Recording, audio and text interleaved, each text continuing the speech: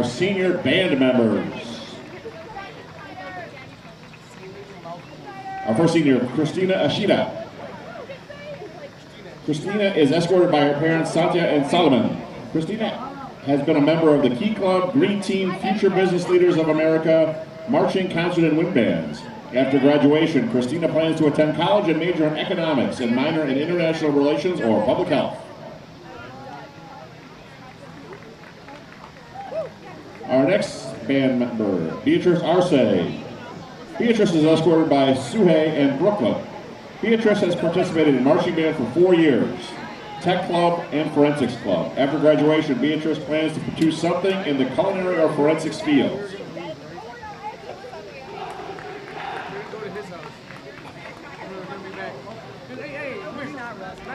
Our next senior, Shiva Bruins. Shiva is escorted by her parents, Chosan and Brad.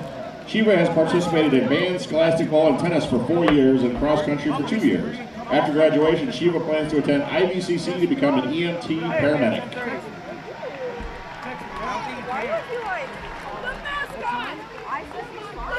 Next senior, Nicholas Butler. Nicholas is escorted by his parents, Rebecca Swan and Richard Butler. Nicholas has participated in band, scholastic ball, and link crew. After graduation, Nicholas plans to attend a 4-year college for computer science and game design.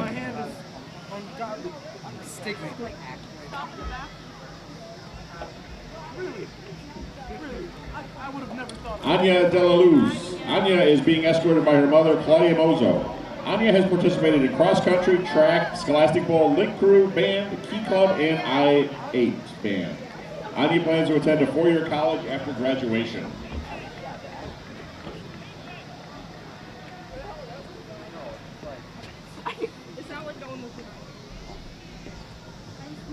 Our next senior is Clara Guglielmetti. Clara is being escorted by her parents, Kate and John Guglielmetti. Clara has participated in marching band and the swim team. After graduation, Clara plans to study animal behaviors at college.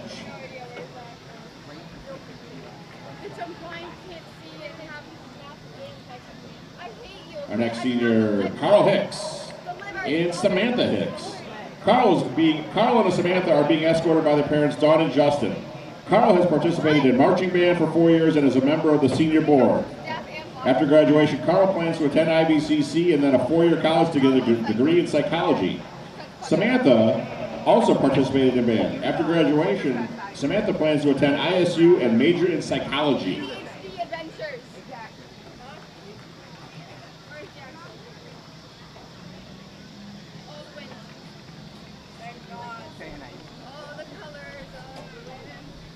Our next senior, Emily Kometz. Emily is being escorted by her father, Michael Kometz. Emily has participated in marching band, choir, and the school musical. After graduation, Emily plans to attend a 4-year university and study animation. I love Emily. She's in my art class.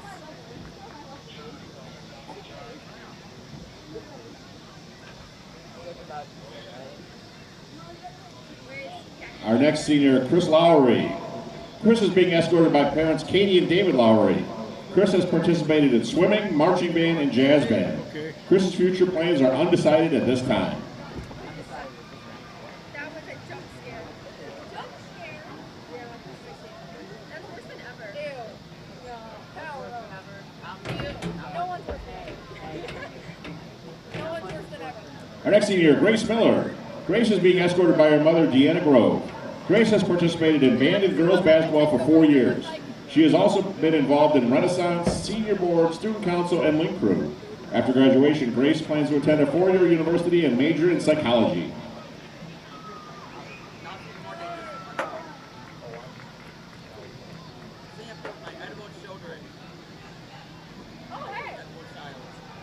Our next senior, Gabrielle Mosley. Gabrielle is escorted by her mother, Jeanette Mosley, and Rob Vignali. Gabrielle has participated in scholastic ball, marching band, wind ensemble, and swimming. After graduation, Gabrielle plans to major in biochemistry with a minor in music performance to prepare for medical school.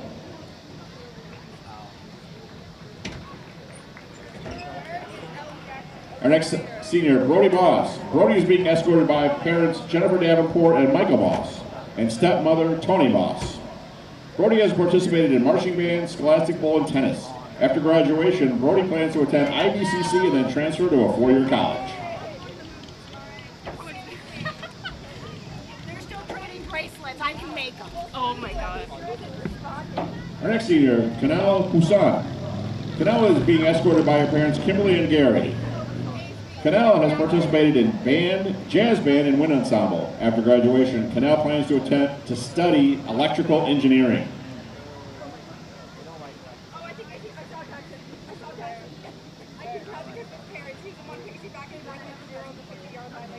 Our next senior, Ellie Radke. Ellie is being escorted by parents Liz and Ryan Radke. Ellie has participated in marching band, musical, Renaissance, Link Crew, and Harbor Homeroom. After graduation, Ellie plans to attend IBCC and then transfer to ISU.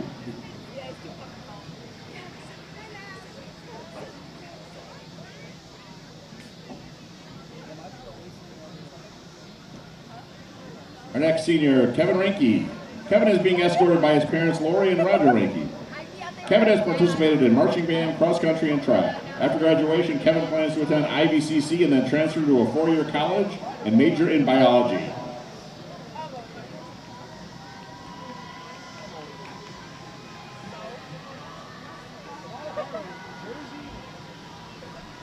Our next senior, Jackson Schneider. Jackson is being escorted by his parents, Christy and Mark Schneider. Jackson has participated in concert choir, Harbor Homeroom, spring musical, and marching band. After graduation, Jackson plans to attend IBCC. Yeah, Jackson! Woo! And our final and senior, Caitlin Traub. Caitlin is being escorted by her parents, Nicole and Michael Traub. Caitlin has participated in tennis, scholastic bowl, Link Crew, and Harbor Homeroom. After graduation, Caitlin plans to attend college and study forensic science and biology.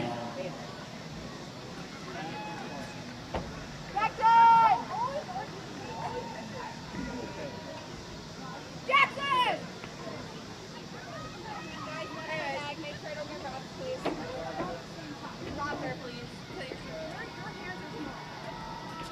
I'm talking to him about Ariana Grande. This man's pretty. I got into the driver's seat after you. Why are you so small? I had to like go back, go down. Dude. I have to look like all the way up. Yeah. Please give a big hand for our senior band members.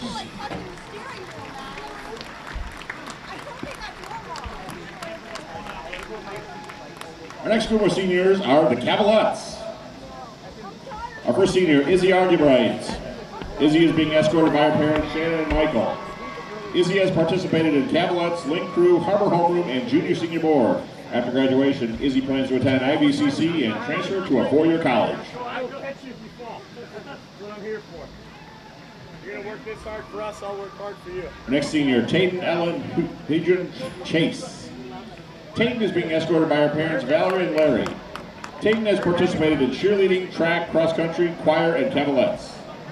After graduation, Tayden plans to attend IBCC and then transfer to ISU to study interior design.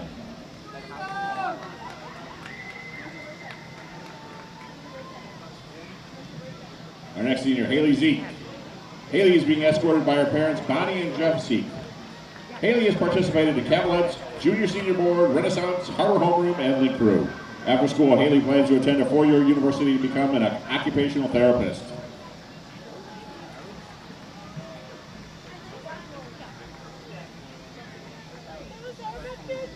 JC Green is our next senior. JC is being escorted by her parents, Jen and Bill Green. JC has participated in Cavaliers for 3 years and track for 1 year. After graduation, JC plans to attend a four-year university to study criminal justice and criminology.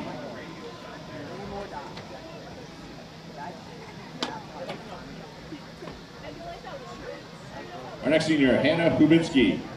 Hannah is being escorted by her parents, Amanda and Jason. Hannah has participated in Cavaliers for 4 years. After graduation, Hannah plans to become an RN or pursue an associate's in law enforcement.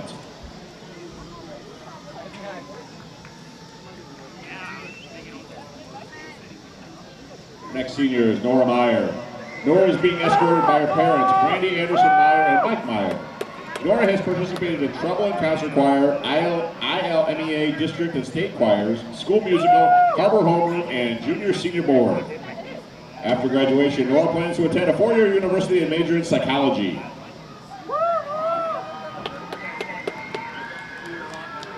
Giselle Pantoja. Giselle is being escorted by her parents, Sylvia and Oscar Pantoja. Giselle has participated in Cavaliers, Link Crew, and senior board. After graduation, Giselle plans to attend college and become a school social worker.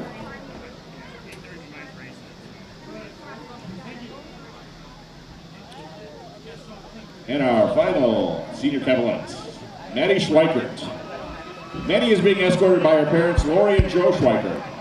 Maddie has participated in senior board and Cavaliers. After graduation, Maddie plans to go to IVCC and then Joliet Junior College to become a vet technician.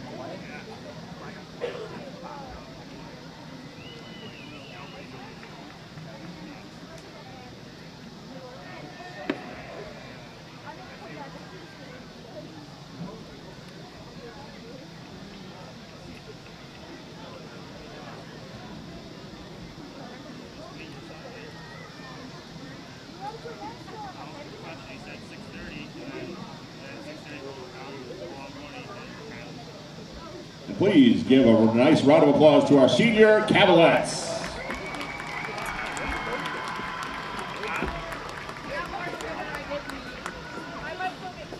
And our next group of seniors are our cheerleaders. First, Isabel Andrews. Isabel is being escorted by her parents, Jen and Mark Andrews. Isabel has participated in cheer, track, link crew, senior board, harbor homeroom, and Renaissance Club. After graduation, Isabel plans to attend a four-year university to earn a degree in physical therapy or pathology.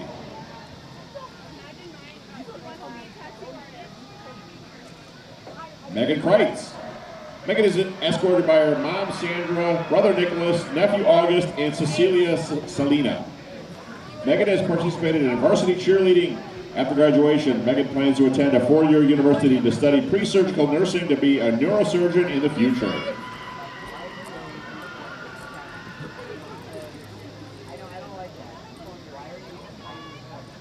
Maddie Kachalski. Maddie is being escorted by her parents, Kate and Bob. Maddie has participated in varsity cheer for 4 years. After graduation, Maddie plans to attend IVCC and then transfer to ISU to become a preschool teacher.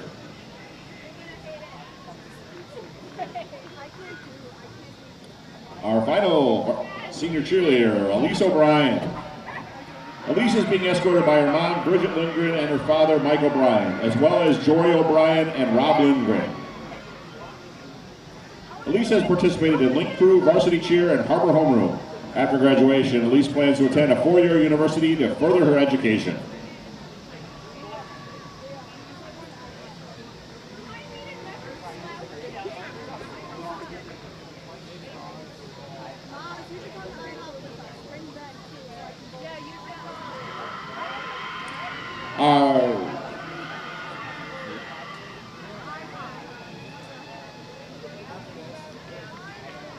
Give it up once again for our senior varsity cheerleaders.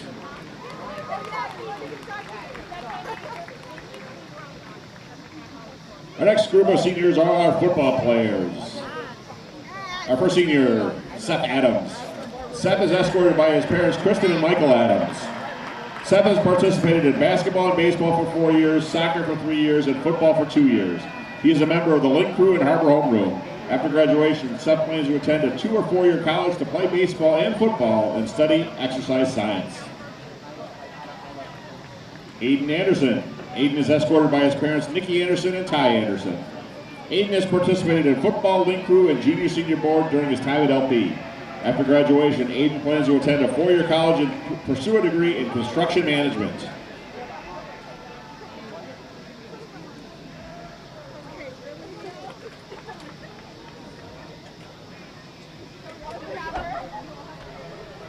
Our next senior, Landon Arthur. Landon is escorted by his parents, Amy and Jared Arthur. Landon has participated in baseball, civil air patrols, and harbor homeroom. Landon plans to attend the United States Military Academy at West Point and become an officer in the Army after graduation.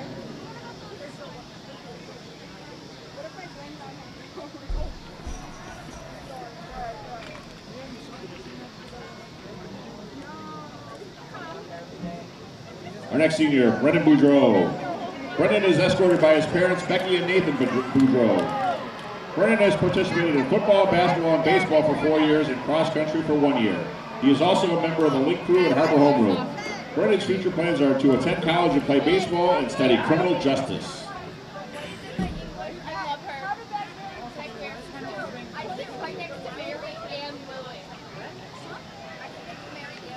Colin Drake. Colin is escorted by Coach Murtis. Colin has been a varsity basketball manager at LP. After graduation, Colin plans to attend IVCC for 2 years and then transfer to Carthage College in Wisconsin. Nolan Glenn. Nolan is escorted by his parents, Crystal Glenn and Roderick Cotton. Nolan has participated in football and track while at LP. Nolan's future plans are to attend a 4-year college, study engineering, and play football.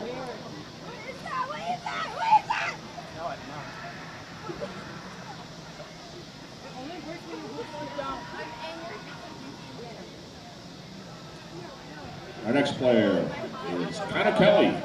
Connor is escorted by his parents, Crystal and Edward Kelly. Connor has participated in football for 4 years and baseball for 1 year at LP. After graduation, Connor plans to continue welding at IVCC and then join an apprenticeship.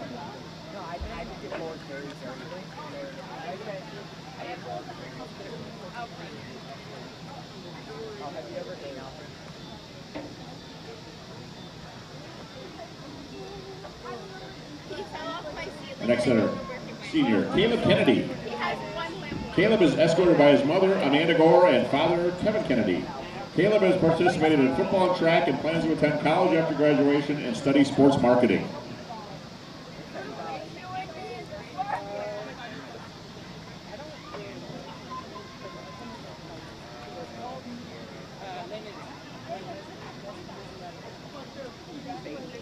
Our next senior, Adam Lane. Adam is escorted by his parents, Lori and Dave Lane. Adam has participated in baseball for 2 years, basketball for 1 year, football for 4 years, as well as being a member of the Link Crew, Harbor Homeroom, Junior Board President, Senior Board, and Student Council. After graduation, Adam plans to attend college and study law or software engineering.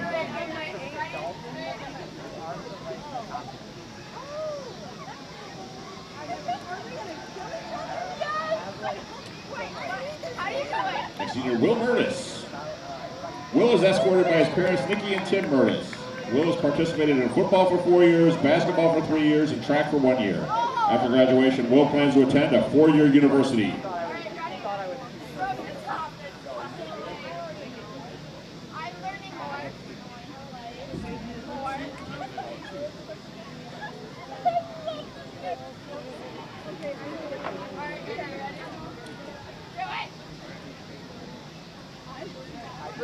Our next senior, Mason Pangersick. Mason is escorted by Nina and Joe Pangersick. Mason has participated in football for 4 years and baseball for 2 years. Mason plans to attend a trade school after graduation.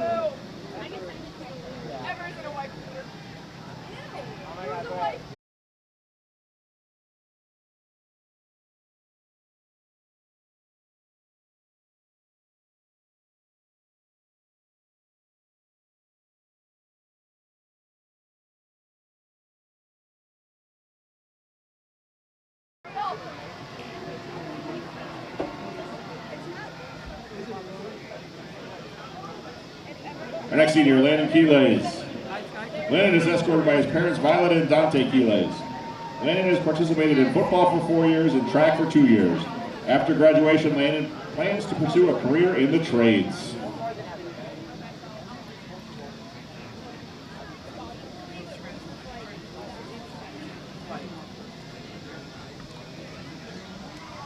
Next senior, Brady Romanoli. Brady is escorted by his parents, Lynn and Brad Romanoli. While at LP, Brady has participated in baseball, basketball, and football. After graduation, Brady plans to attend college and pursue a business degree.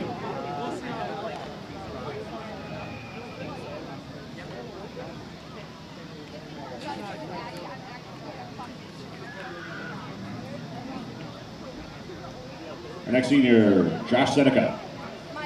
Josh Seneca is escorted by his parents, Tricia and John Seneca. Josh has participated in baseball, basketball, and football while at LP. After graduation, Josh plans to play basketball in college. I heard about that.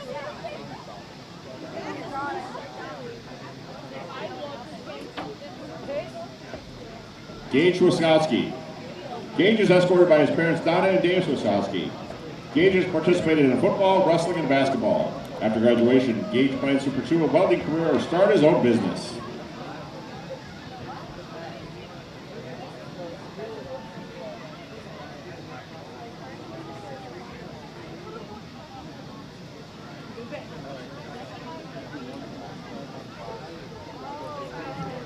And our final seniors are Brock and Ty Terzic. Brock and Ty are being escorted by their parents Sue and Troy. Brock has participated in football, rugby, and harbor homeroom. After graduation, Brock plans to attend college and pursue a career in forensic science. Ty has participated in football, rugby, as well as harbor homeroom and link crew. After graduation, Ty plans to go to college and study law enforcement.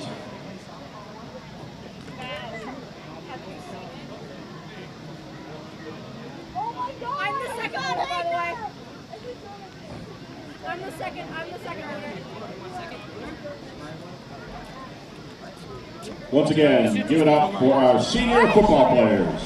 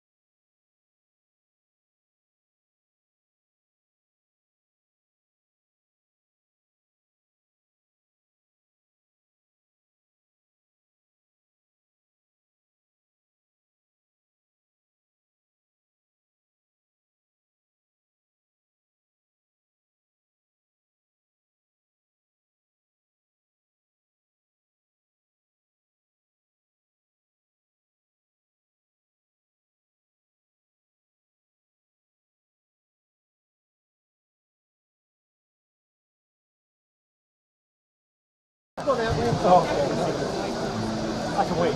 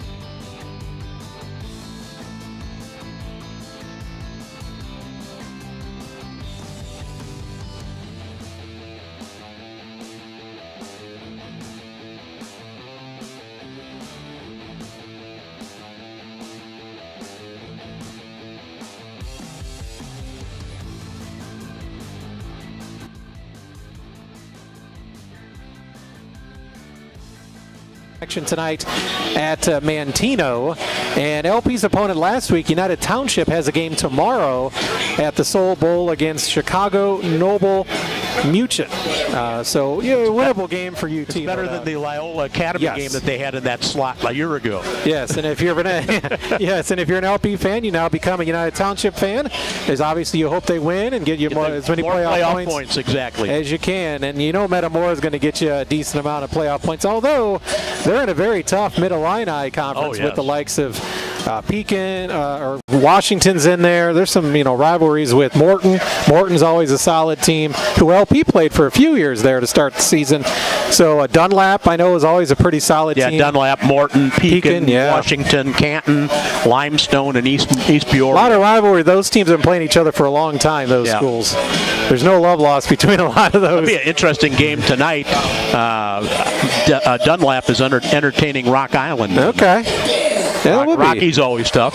Yeah, Rocky at Dunlap. So we'll try to give you scores throughout the night. Again, a lot of games are probably underway, and including games on our sister stations, Princeton and Morrison and Riverdale at Hall. Those games, barring any kind of issues with officials or lighting or weather, should start I don't think 7. weather's going to be a problem. No, it shouldn't. Now, I know Metamora had to deal with a weather delay last week. It was almost I-74 kind of, saw a lot of the storms last week, Central Illinois, but didn't have to worry about that, thankfully, in East Moline. It was just hot last week. So, by the way, in the prelim game out here a little while ago, the LP underclassmen took on Metamora. That was, I believe, a frost-off game. And LP High School and the LaSalle Peru community for your continued support of the Marching Cavaliers.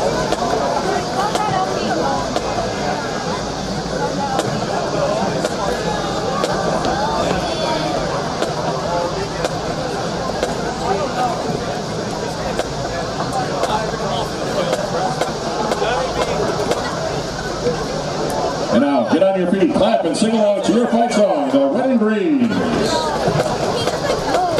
Sir.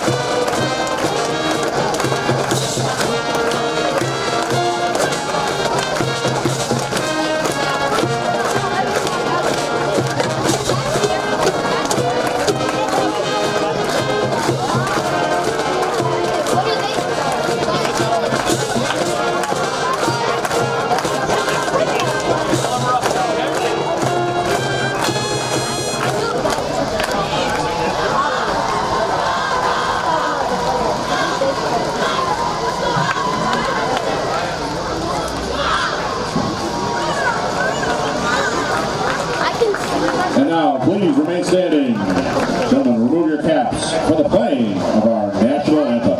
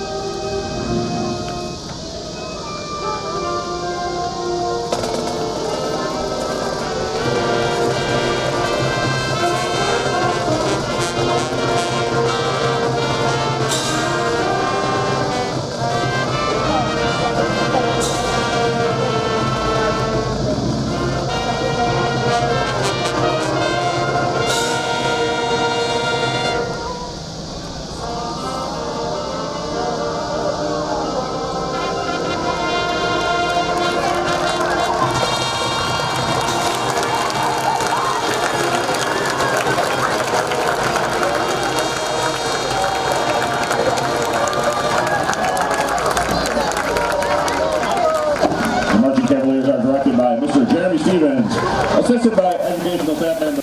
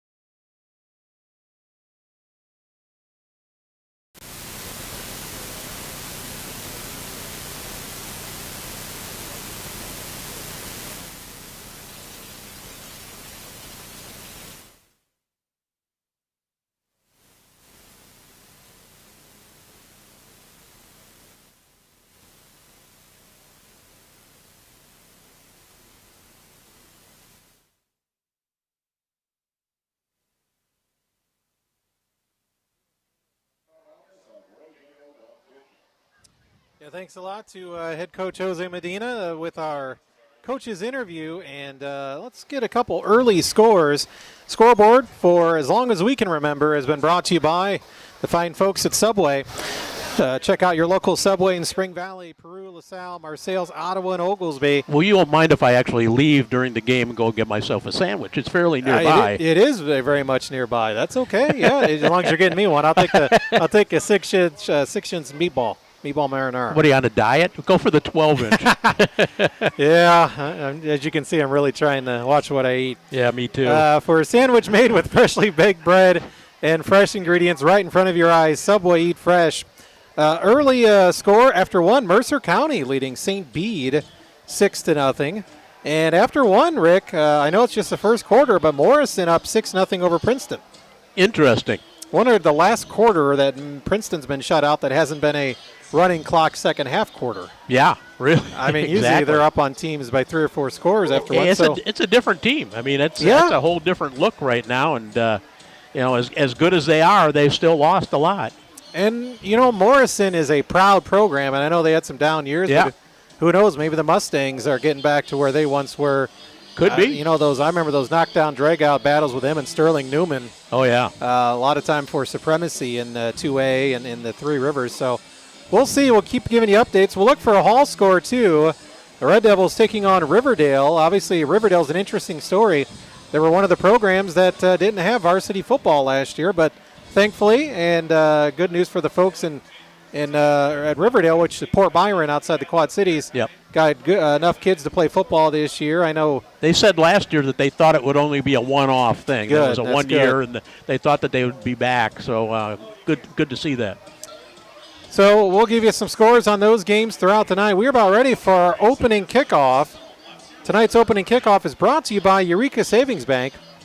Eureka is proud to be a part of this community, helping people just like you since 1885, and still the best place to borrow, the best place to save, Eureka Savings Bank. And speaking of Eureka, great job as always from our PA guy, Mike Porter. I know he was doing the senior night announcements. So he's worn out already. Yeah. The voice, as I like to call him. I got him a Gatorade, so hopefully that carried him through at least the senior night festivities. He may need another one by time halftime comes Exactly. around.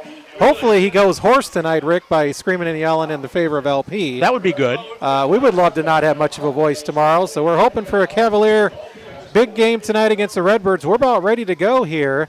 And I was looking at the teams. Let's go ahead and give you the uniform description tonight. The Cavalier uniform description brought to you by Family Pride Cleaners. Proud LP alum, Family Pride Cleaners takes pride in their work just like the Cavaliers. Follow Family Pride Cleaners on Facebook today. LP with their traditional home unis, the green shirts, green pants, and the white numbers with the red trim. They kind of look like a stuffed olive. I hadn't thought about that. The red, the green, you know. And Metamora in their red and black and white. That's basically their color scheme. White shirts, white pants, the black helmet, and the old school Redbird on their helmets. So we are ready to go. Seth Adams ready to swing into it. Let's see if Seth can start this game off with a touchback. We're underway. LP and Metamora. The kick is in. Way back into the end zone. He's good, probably 3 yards deep.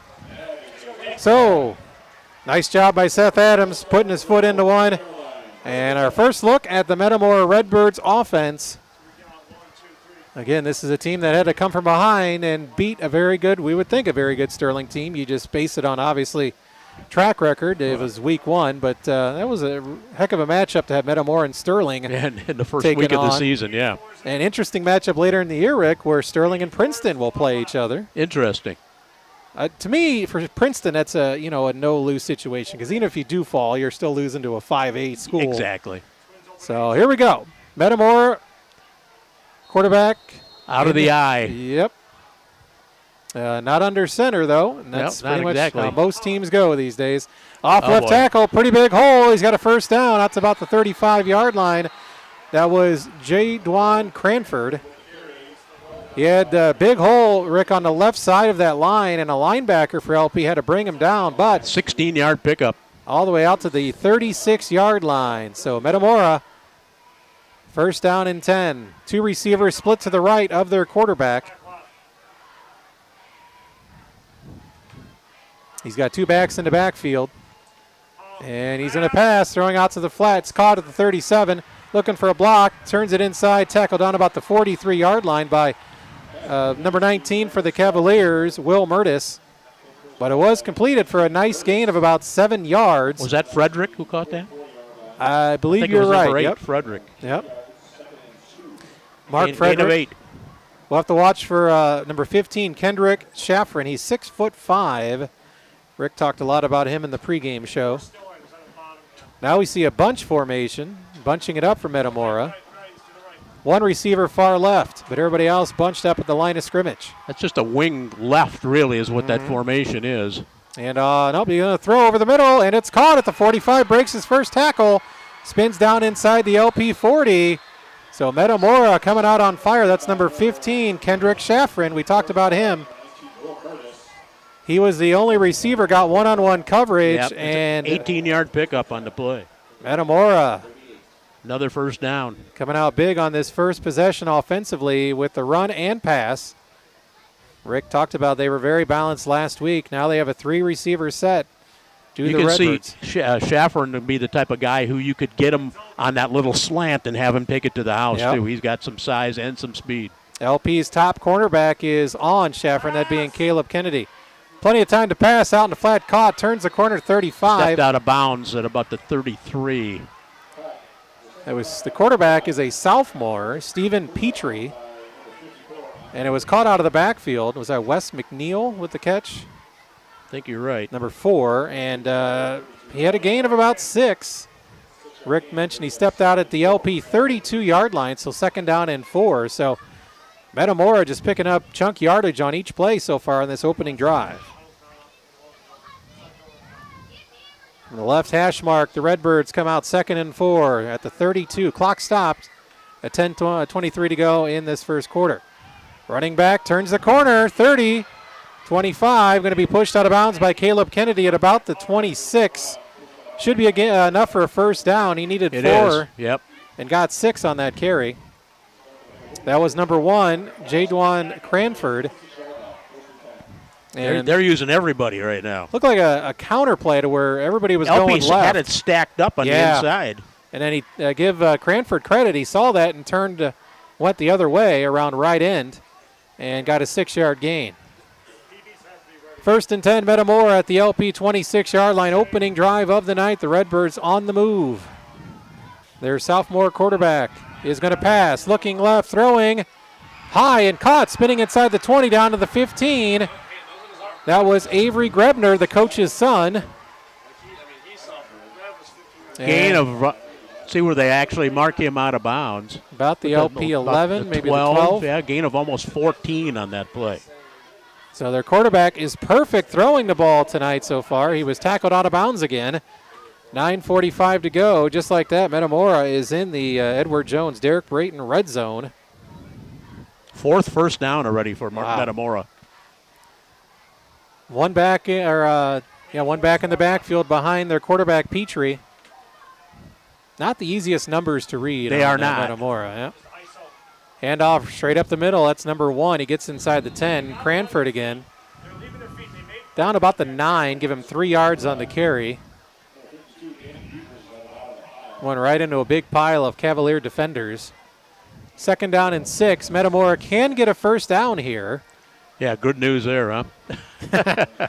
Can get a first down just inside the 3, it looks like. So an impressive opening drive, and now you got to watch number 15, Kendrick Shaffron, with that height. He's wide left in the short side of the field for Metamora. The quarterback Petrie walks towards the sideline, comes back. They got a late substitution to the Redbirds. Down to 4 seconds on the play clock. They hand it off. Cranford spins away from 2 or 3 tacklers, and he's brought down at about the 3. That was Josh Seneca. That could be a first down there, Very close. Yeah, it's going to be 3rd and short. That time, LP probably could have got him near the line of scrimmage, but give Cranford credit. He squirted away from a couple would-be tacklers. It's the first 3rd down try for Metamora out of the bunch. They have 4 first downs, as we said. 3rd and 1 at the LP 4-yard line. Just, I would say, inside the 4. 3.5 minutes into this game. Yeah, they're right. They're less than a yard away from a first down. And you would think they'd have 2 cracks at it here. 2 backs in the backfield next to Petrie, their sophomore quarterback. And they're going to hand it off to Cranford. He cuts left, tries to spin ahead. He's got the first down, but going to be kept out of the end zone at about the 1-yard line. Gain of a couple. Seneca with another tackle for the Cavs. So now to be 1st and goal, Metamora at the 1. 10th play of the drive coming up here. Started at their own 20. LP with a late substitution. Ricardo Santiago comes in to play up the middle. Get a little more beef up front. Yeah. Brevin Vogel checks out. 1st and goal at the 1 for Metamora. Still do not have the quarterback under center. Petrie's going to run to the left, turns it inside, touchdown, Metamora. Yeah, that was basically untouched right there.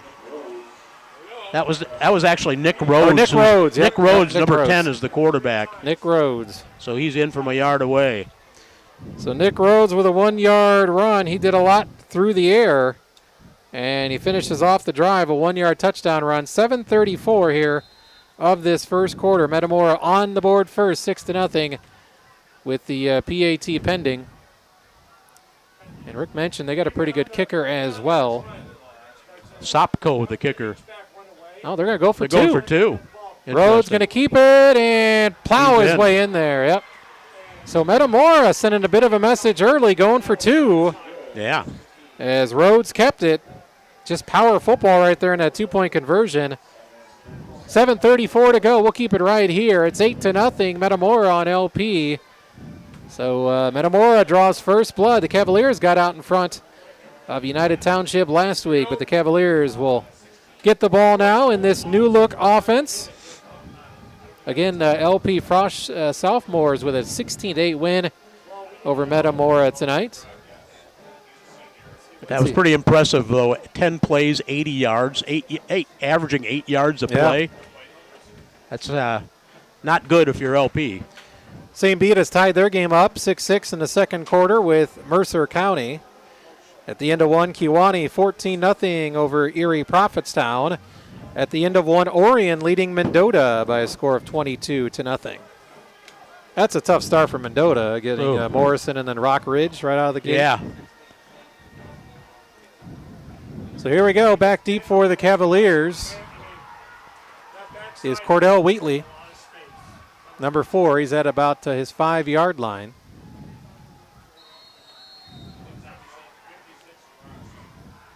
And it's a short kick. Going to take a bounce at about the 27. That's Romanoli. He'll take that all day. Brady out to the 45-yard line. Nice run. I don't know if Metamora realized that was Brady Romanoli, LP's top running back, who was playing up a little bit on the kick return. So good field position to start the first drive for LP. Let's see if they can get one back. Pushed out of bounds at the LP 45-yard line. Hey, they did that last year too, boys. They went down the first drive and scored last year. 7:26 to go in the first. 8-0 Metamora over the home LP Cavaliers. First of 3 straight home games. Boudreau Romanoli in the backfield. Show Andy that while Andy's out there, the play right after. Mason Pangrasic will get some action as well out of the backfield tonight. In motion is Zebron for LP. And Boudreau is going to hand it off. Romanoli was tripped up in the backfield, and the player that made the tackle is injured for Metamora. Oh, now he's up. Number 66, Adam Sloan, blew that play up and took Brady off his feet for a loss of about 3. Yep. So 2nd and 13 coming up for LP at their own 42-yard line. They had that scouted. Yeah. And they knew that Romanoli had a couple of touchdowns and over 150 yards rushing last week, so looks like their goal is to take him away right now in the early going. 2nd and 13 for the Cavaliers. See if Boudreau goes to the air. Nope, handoff back to Romanoli off right tackle. He got back, not quite back to the line of scrimmage. He only got a couple there, so 3rd down and major here for LP. A hole opened up briefly off right tackle, but Metamora with the pursuit closed that hole.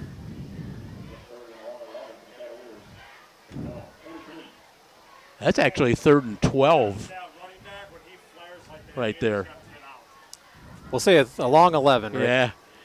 But if you look where they've got it spotted, they didn't give him much of a friendly spot right there. So obvious passing down here for the Cavs. Boudreau rolling right.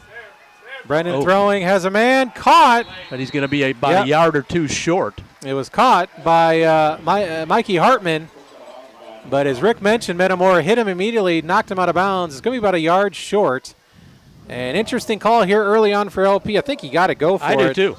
With it being at the 46 of Metamora. Now, if you're your own 46, then I would say the percentages would tell you to punt. So we'll see. That's actually 4th down and about 1.5. After the completion to Hartman. Yeah. The Hartman dynasty continuing here at LP. All have been great athletes. Seems like there have been a bunch of them, isn't it? 4th down, a big play early on here for the Cavaliers. And Romanoli going to be tackled well behind the line of scrimmage. Took too long, really, for that play to develop. It's almost like the guys in the white shirts were in the LP huddle right there. They saw that one coming a mile away and end up losing a yard on the play. The Cavaliers went for it on 4th and 1, and Romanoli stopped for a couple-yard loss. Turnover on downs. Metamora will start this drive at great field position at their own 48-yard line. That's an issue, too, because LP gave up plenty of ground in that first drive. Now they give them a short field. See if some adjustments can be made on the Cavalier defense here.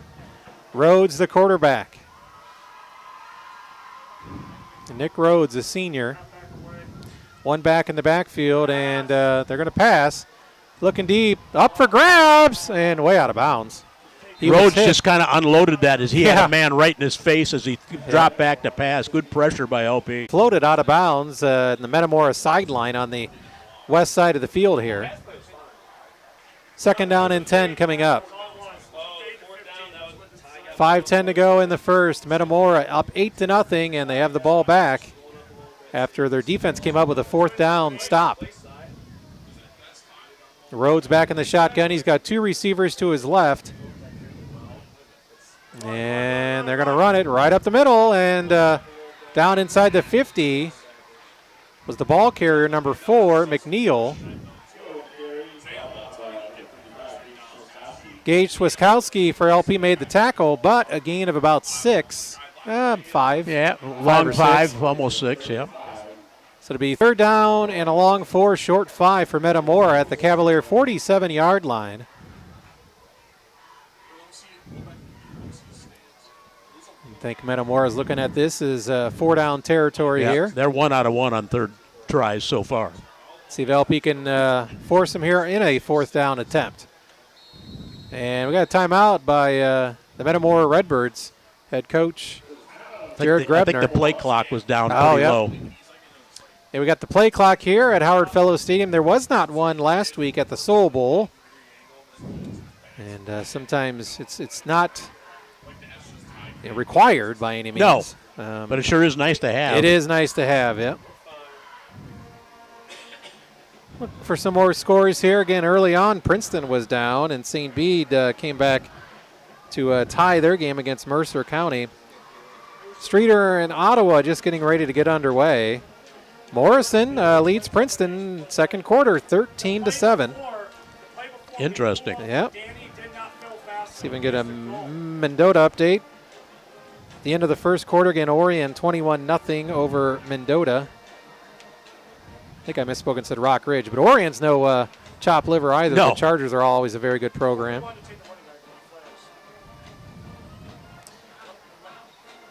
Of course, St. Bede leaving the Three Rivers, and I believe Mercer County is coming in next year. They are, yes. And then Bureau Valley is exiting the Three Rivers. Mm-hmm. And I think USC is coming in as well, along with Colorado.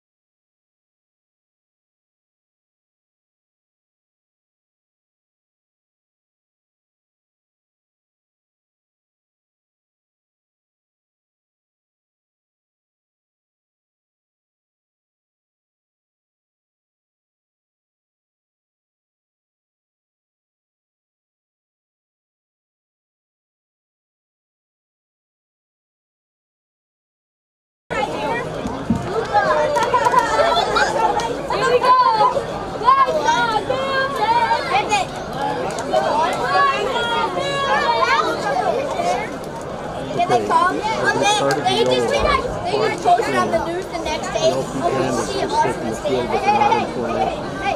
We are proud to present a halftime performance. Drum majors Ellie Radke, Corey Campbell, and the Marching Cavaliers.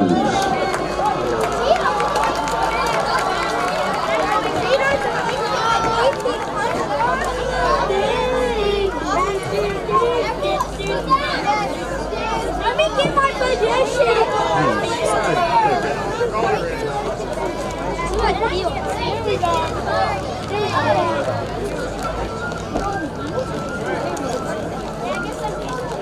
Okay, that's all. They look like pirates. My dad should I can't beat him. Go back. Let's go.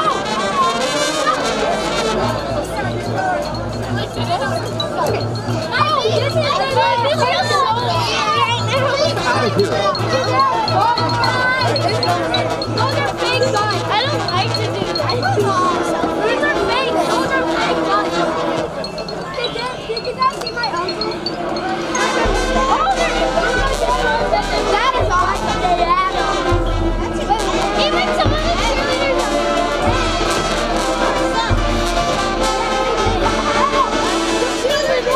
over there, that's my old team.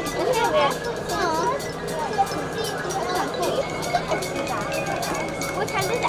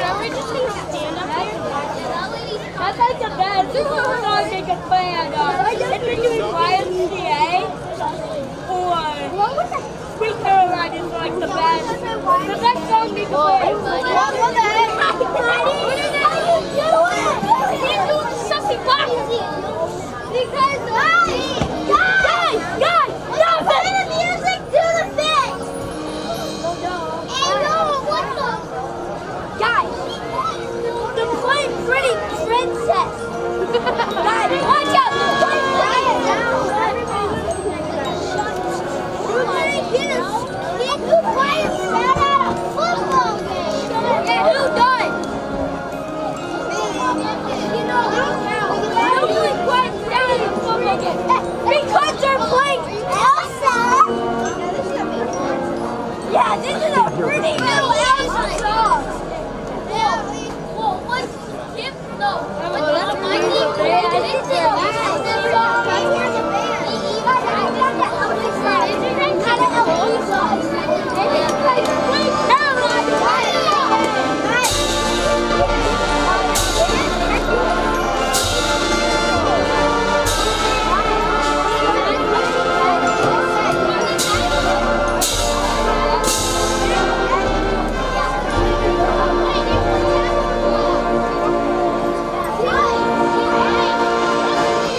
Well, did I miss the dance?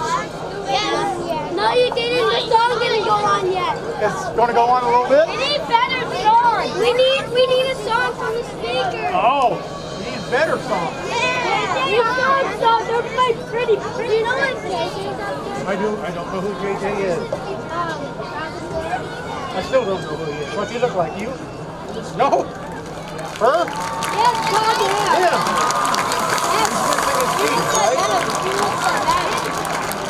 You know you're missing the teeth, right? A couple of them? Yeah. You give them to him? Yeah. Yes, You gave them to him? I got 2 extra. Here you go. Come on. Uh-oh. Play some music. I don't want it to be over. Now we need music. Where's the real music? Are they quitting? Uh-oh, maybe they play some more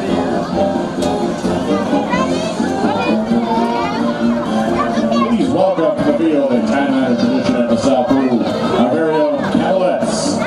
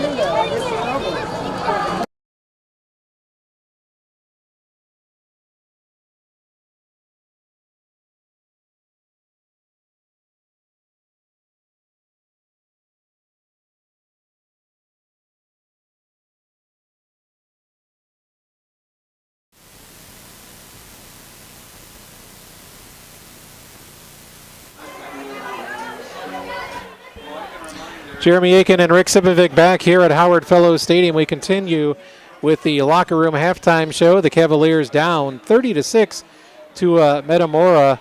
And Rick, before I ask for the second half adjustment, we talked about some high school scores. I know you've been looking at the college scoreboard. Absolutely. Got some interesting college football scores? Yeah, it's kind of the first night for college football. As you know, a couple of seasons ago, they started playing on Friday nights, which is kind of surprising. I never really cared for that much. But my Michigan State Spartans in the fourth quarter now lead it over Central Michigan 24-7. Eastern Michigan with a good lead now over Howard, 33-23. That's with just a couple minutes to go in that game. The Battle of Miami's tonight, by the way. Miami of Ohio and Miami, Florida? Exactly. Miami of Florida leading at 31-3. Just started the fourth quarter in that one. Georgia Tech 28 and Louisville 16. And Kansas leads it over Missouri State 17-10. I think that's about all we've got going on in college football right now.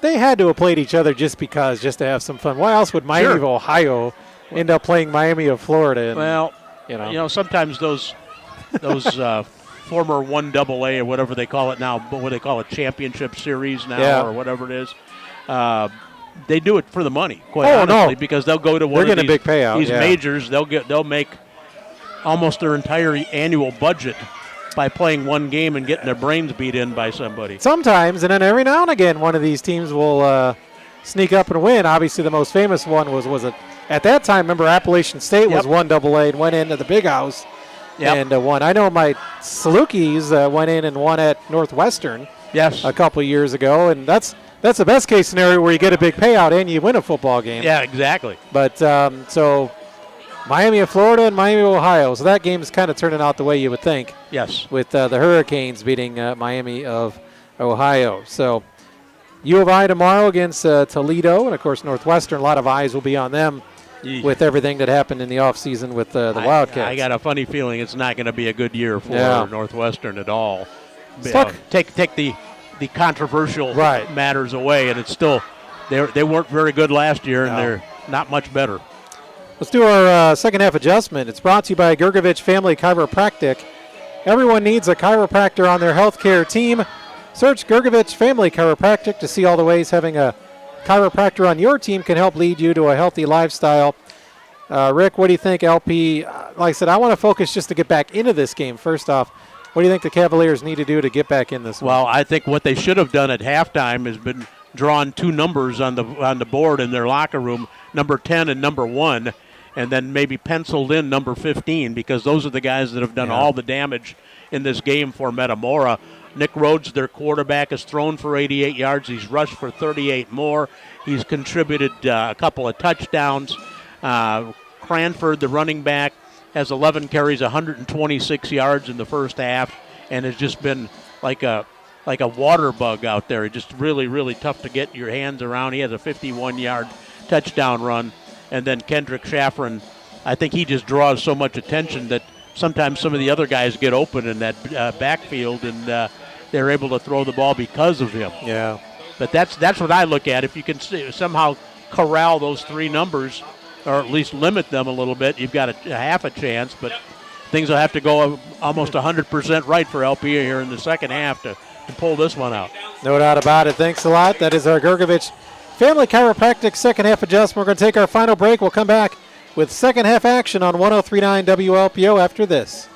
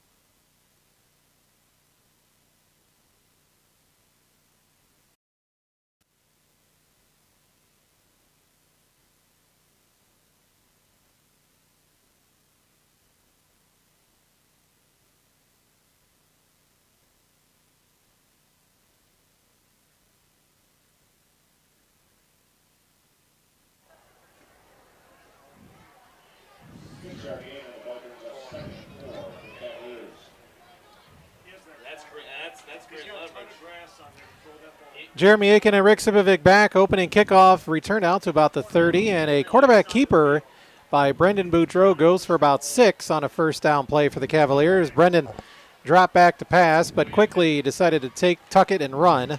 And that kickoff was kind of scary too, Yeah. Jeremy. It was kind of laying out there like a loaf of bread on your countertop, and LP was able to finally Makes 1 or 2 tackles, but then can't break a third or a fourth.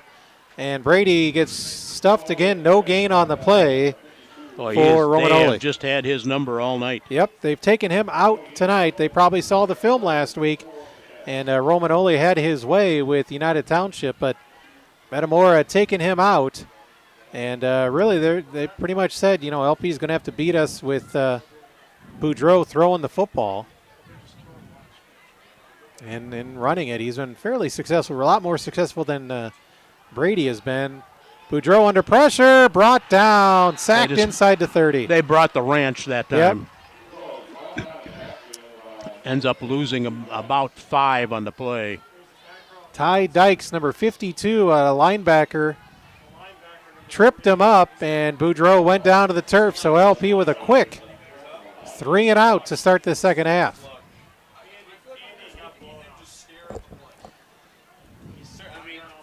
Certainly, you know, many people wouldn't be surprised if Metamora won tonight, but I think a lot of people surprised at how much they've dominated this game. Yes, I think so.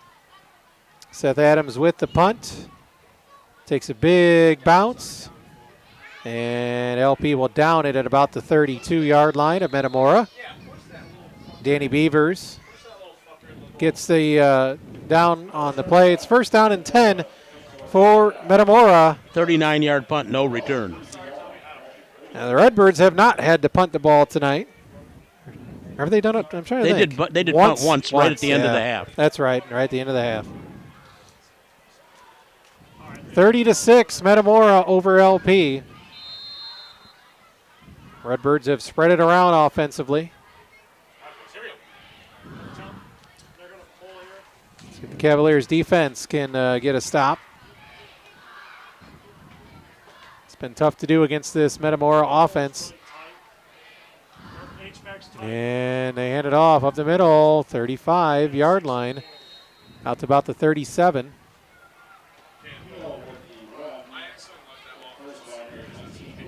And I think it was I'm going to go number 6, Rick. Evan Keel. Kevin Keel, yep. We saw some action last week. Almost. Picked up almost 4 right there. Almost even Keel, as his name is, but it's Evan Keel. He might be kind of an even keel kind of guy. You don't know. Got 4 yards on that carry. Second down and 6. Metamora hands it off to their back. LP at penetration, but the running back, Cranford, breaks to the outside. He's got blockers. Unbelievable. 40, 30. Looks like he's going to go all the way. They had him stopped in his own backfield, and he breaks it, jukes about 3 times, and takes off for the end zone, and ends up taking it 64 yards for the score. LP had great penetration on the line, but Cranford, to his credit, avoided the LP defenders, and once he got to the outside, he had a whole bunch of teammates leading the way down the sideline, and he goes to the house. It's now 36-6, Metamora, and now they're going to attempt their first kick of the night on a point after touchdown. Well, they've got to practice, you know. Yeah. So either way, it's a 30. And one way you look at this, I'm very surprised, Rick, because if you make another 2-point conversion, then you get it to be where one more score and a 2-point would make it a running clock. True. So interesting call there. That makes it a 31-point game. So they got to get 2 more scores now to get that running clock instead of 1. So the kick was plenty good by the Redbird kicker. 2 plays, 68 yards on that quick scoring drive. 37-6, Metamora over the LP Cavaliers here. Opening home opener for the Cavaliers. Knew it wasn't going to be easy, but didn't think it would be this big of a discrepancy in the scoreboard here at this point in the game. 37-6, Metamora rolling tonight over the LP Cavaliers. And again, we'll be back home next week and the week after that. Yeah. Long homestand for the Cavs. Plano and Woodstock North coming up.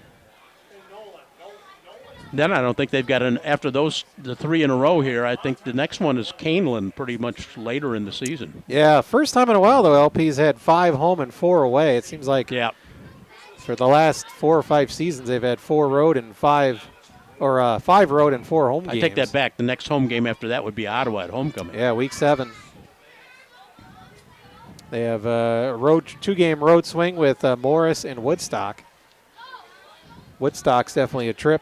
That's probably the longest trip for the Cavaliers this year. 37-6, Metamora all over the Cavs. Wheatley back deep for the Cavs. They're going to kick it short again, though. It'll be Kennedy at the 30. Caleb brought down at the 35-yard line. That was Cam Nickel for Metamora, makes the first hit. So again, some highlights tonight. Overall, there's been no penalties, and knock on the board here, no injuries. No turnovers. No turnovers, yeah. It's been a very clean game on both sides of the football, penalty-wise. Again, no injuries. That's nice to see, of course. It's pretty nice. Got to find some positives. Yes. Night like this. Yep. 37-6. Let's see if this Cavalier offense can get a drive going. Brady Backus in as a receiver for the first time tonight. Boudreau going to pass, throws it in the flat to Romanoli. Brady at the 40, 45, first down. Almost to midfield. Nice job. It's a little dump out pass to the running back, Romanoli, and when Brady gets a full head of steam. He's tough to stop. He is, and he's all the way out to the 49. 13-yard pickup.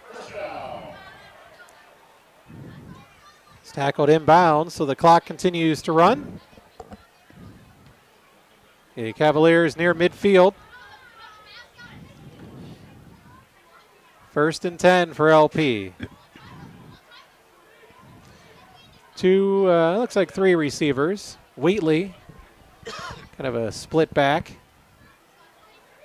And Boudreau, straight drop back pass. Pocket breaks down. Brendan going to run and gets hammered down. Took a hard hit there right around the line of scrimmage. Man, might have got a half a yard on the play, but you're right. I don't think he knew that somebody was coming from behind and didn't really have himself prepared for the hit. Give him a gain of 1. Fell to the turf just shy of the 50. Be about 7.5 minutes to go in this third quarter when the Cavaliers snap the football. They're in plenty of time on the play clock, about 20 seconds, as Metamora has just taken the air out of this stadium, at least on this side of the field. Boudreau hands it off to Romanoli, who has stood up at the line and loses yardage. He ran into a couple of his own guys and then 2 or 3 Redbird defenders. Well, that's part of the problem. Metamora is getting such penetration up front that it's basically stacking up the run game for LP. So it'll be 3rd down and about 11. Almost 12, yeah. Almost 12, yep.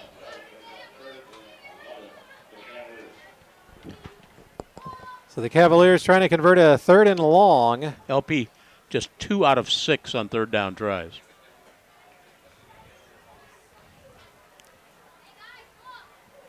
Third and long for the Cavaliers. Boudreau in the shotgun. Romanoli in the backfield. And straight drop back for Boudreau. He's looking deep. Throwing deep for Kennedy. He has his man beat again, but he overthrew him. So with that time was about 5 yards overthrown. The 2 in the first half long bombs were almost off the fingertips. But that one, Kennedy could not run under that one. A little too much arm. And the Cavaliers will have to punt it away. Still think that it is an interesting call to go for 1 for Metamora. Yeah. It would have been 38 if they made the 2, and again, that would have made 1 score and could have ran the clock. But maybe that was a kind of a gentleman's move there by Metamora. I don't know. Not sure. I mean, I don't think LP would have blamed him going for 2. I mean, most teams would have. Here's the punt by Adams, taken to the 20. Returner 30, 35, 40, making all kinds of moves.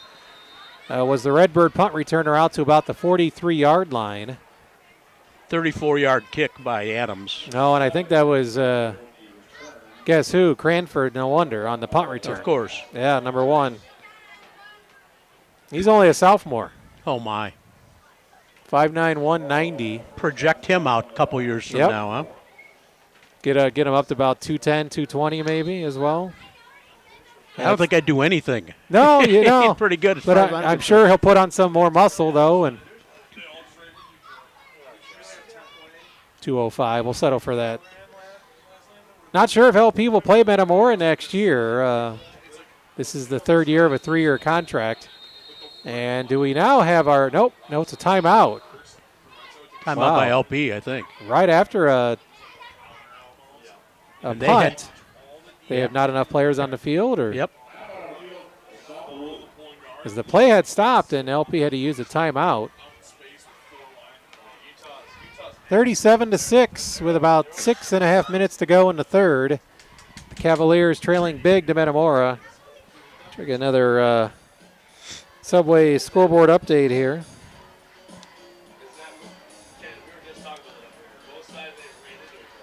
Hall with a blowout victory. See if we can get a update on the Princeton and Morrison game, which has been quite the titanic clash tonight. Bureau Valley tied 14-all with Monmouth Roseville. Morrison took a 19-14 lead over Princeton with 5.5 minutes to play. And wouldn't you know, Ace Christensen returns the then kickoff 43 yards, and Princeton starts a drive at the Morrison 43. So back in business for the Tigers. But they are trailing about halfway through the 4th quarter, so we'll keep tabs on that game as it comes to a conclusion. Right here at LP, we have a lot of time left, 6:26 to go in the 3rd quarter. Metamora up 37-6 over the Cavaliers. 40 points get you a running clock. 40-point lead. Yeah, 40-point lead. Yeah. So there's a nice tackle in the backfield, a tackle for a loss for the Cavaliers. Looked like Nolan Glenn with that tackle, number 53. Well, let's say no gain, so not officially a tackle for a loss. I think that may have been, was that Grebner? Avery Grebner who was in there, the running back? I wonder if they'll probably rest Cranford for the rest of the night. You'd think. Yeah, I think you're right with Grebner as the running back. Can't quite tell. He's to the left of their quarterback. There's no gain on the play, so 2nd down and 10. Going to pass over the middle, off the fingertips of their star receiver, Shaffron. Caleb Kennedy had the coverage. Shaffron was slanting over the middle. It falls incomplete, so it'll be 3rd down and 10 now. I'm assuming that was Rhodes back in at quarterback. Yeah, I'm looking to see. Rhodes and Petrie have kind of split. There's a 10 and a 16, which are hard to tell apart. They really are. I think it's 16, Rick, so that would be... That was Grebner. Or not Grebner, but Petrie. Petrie, yep, Stephen. He's I guess it would be the quarterback of the future, only a sophomore. Yep.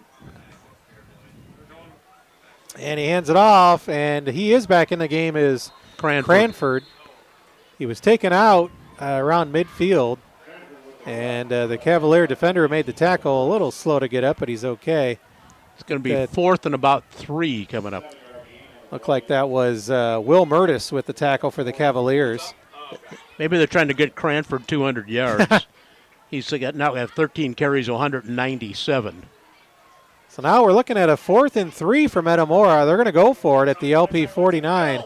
Cranford 1st down and more, down to about the 40-yard line of LP. So needed 3 and got a lot more than that.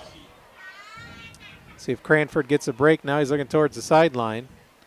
So he's going to stay in there as they move the chains down to the LP 40. Clock running down, about 4:45 to go in the 3rd.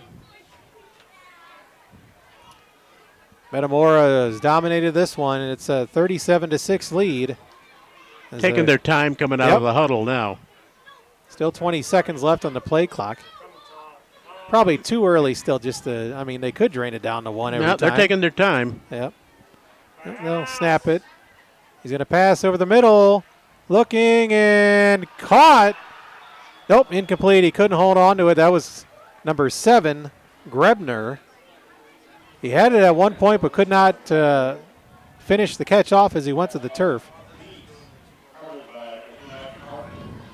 Hartman was on the coverage for LP as Metamora went big down the middle and just squirted out of Grebner's possession. 2nd down and 10, incomplete pass on 1st down. 2nd and 10, Metamora at the Cavalier 40. And they hand it off, and not much there. Nice job by a couple of the Cavaliers up front. Looked like Beavers and Glenn. That was McNeil on the carry there. No gain really on the play. As that time, the LP defenders got to him in a hurry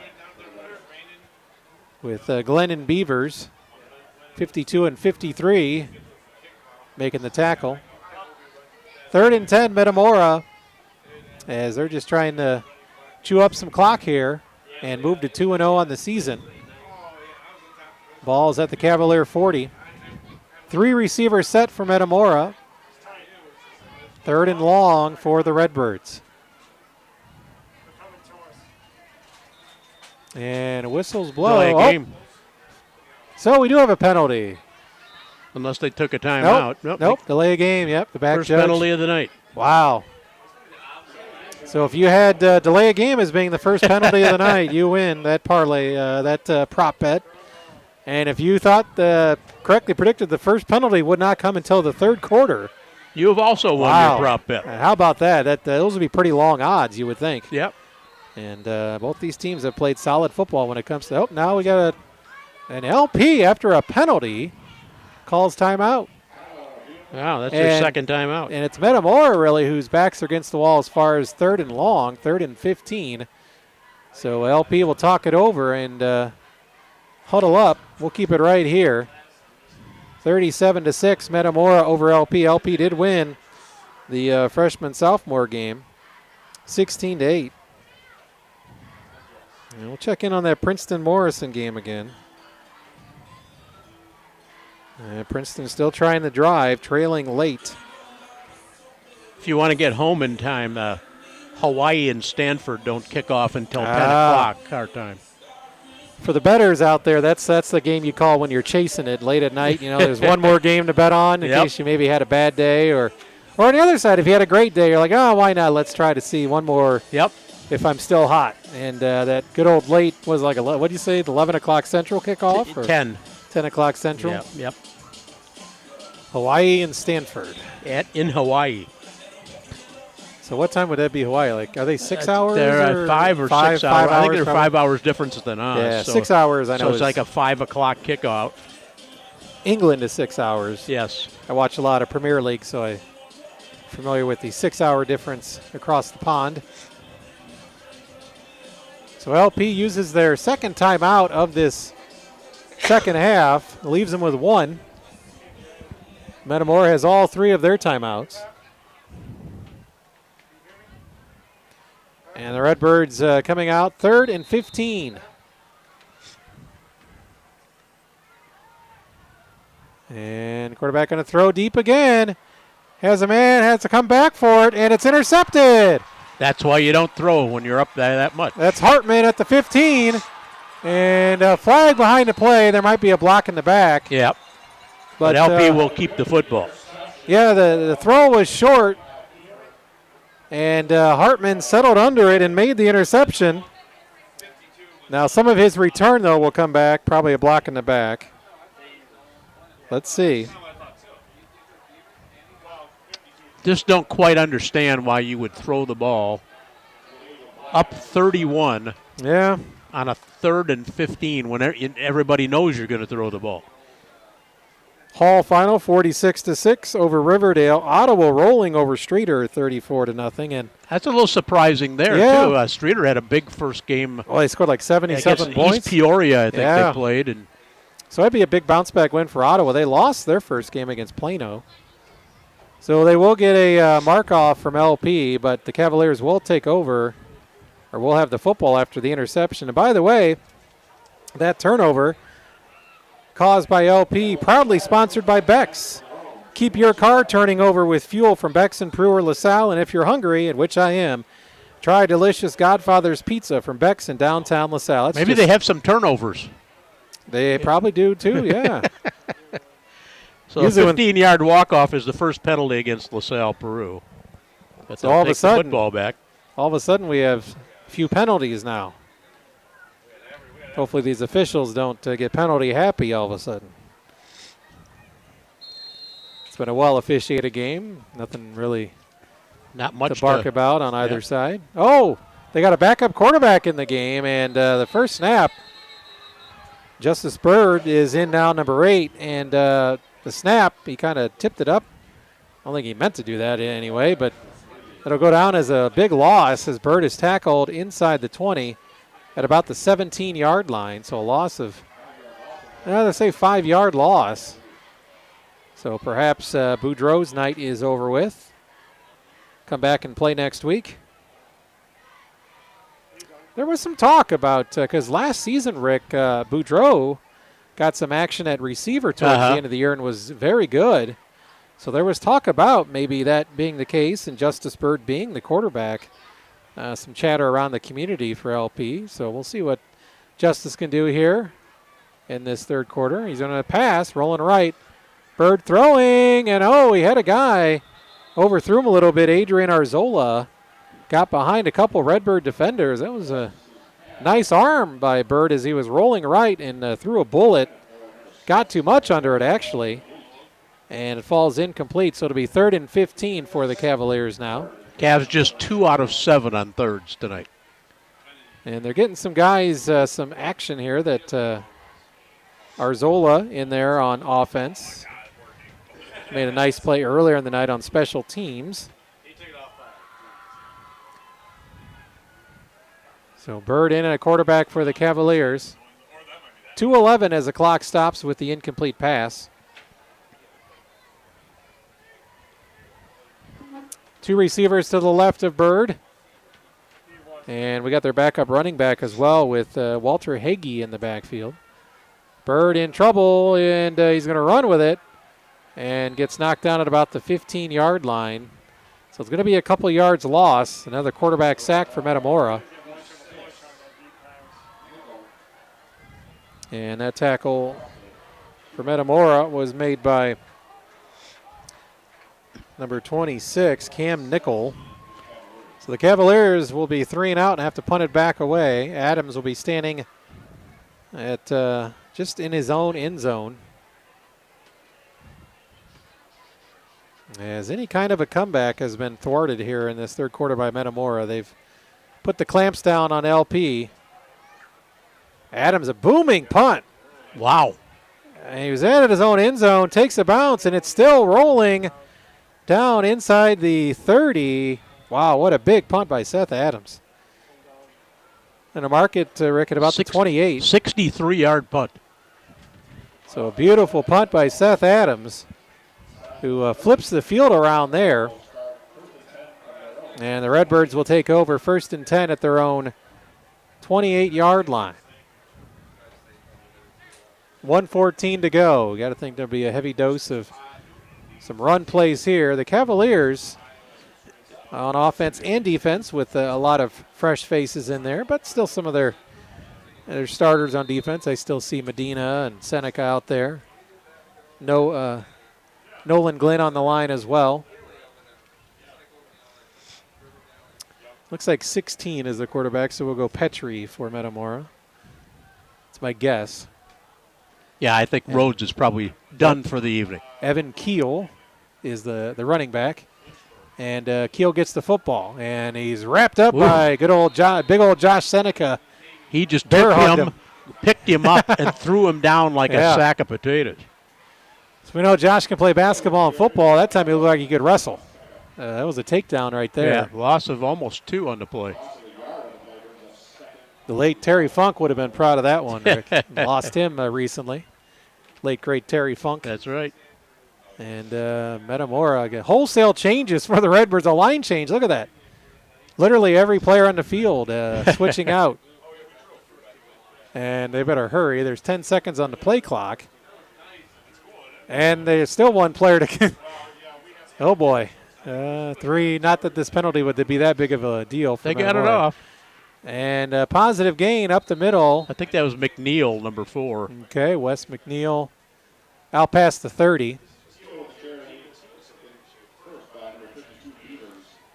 Beavers was there. Santiago for LP was in the area as well. That's going to be the last play of the third quarter.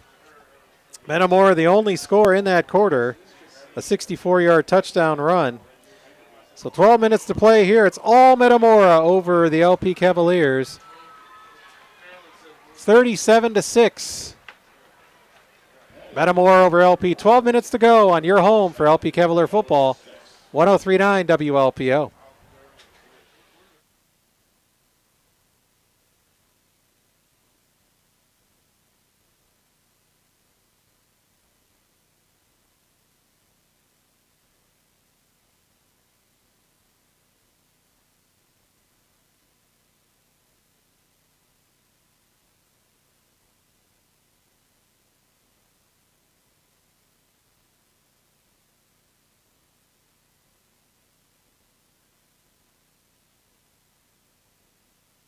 Gergovich Family Chiropractic in LaSalle is a proud supporter of high school sports. Dr. Gergovich utilizes the most advanced technology to provide effective care for men, women, and children of all ages. Whether you're getting down in a three-point stance, getting down off a ladder, or getting down on a dance floor, you need a chiropractor on your healthcare team. Search Gergovich Family Chiropractic today to see all the ways having Dr. Gergovich on your team can help you be happier, healthier, and pain-free. Gergovich Family Chiropractic in LaSalle is a proud supporter of high school sports. Dr. Gergovich utilizes Jeremy the Aiken and most Rick advanced... Sipovic back here at Howard Fellows Stadium, and 1 quarter to play, and Metamora leads 37-6 over LP, and they'll have a 3rd down and 6 coming up right here. And there's the handoff. A couple yards on that carry. Looked like number 5 that time. They're using their whole stable of backs. I guess they're going to say Keel, Rick. Evan Okay, Keel. Okay, 6. Yep. So Metamora short of the first down. They're going to have to punt it away. So the Cavaliers will get the ball back. Caleb Kennedy will go back to return this punt. Caleb kind of does it all for the Cavaliers. He's really their shutdown cornerback. Returns some kicks.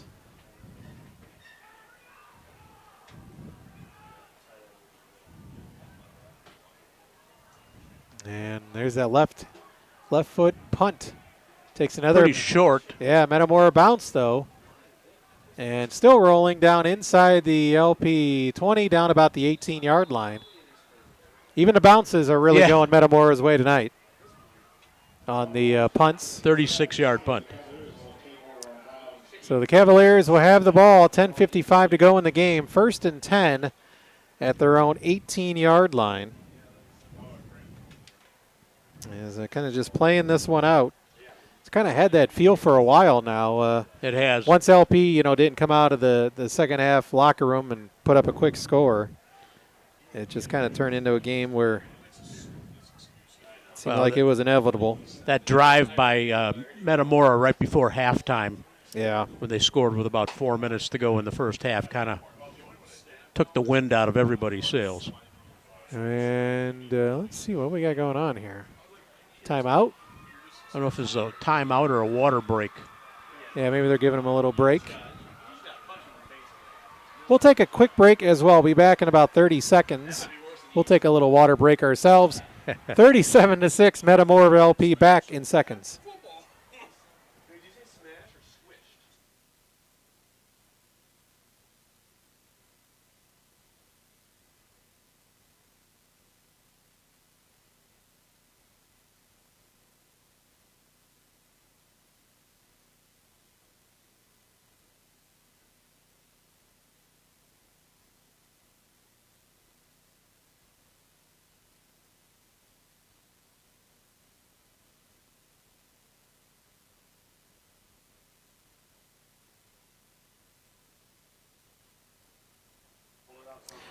Jeremy Aiken, Rick Sipovic back here at Howard Fellows Stadium. 37-6, Metamora over LP. And both teams back on the field here. Oh, there was actually an injury for the Cavaliers. I did not see that. So it was an injury timeout. It was Cameron Olivero walking off on his own power, so that's always a good sign.